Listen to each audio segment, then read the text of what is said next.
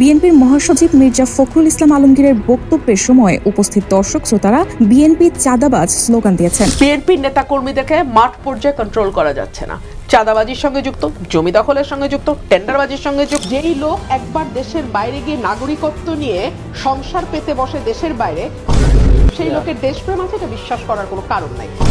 কিন্তু তারা অথর্ব, অযোগ্য।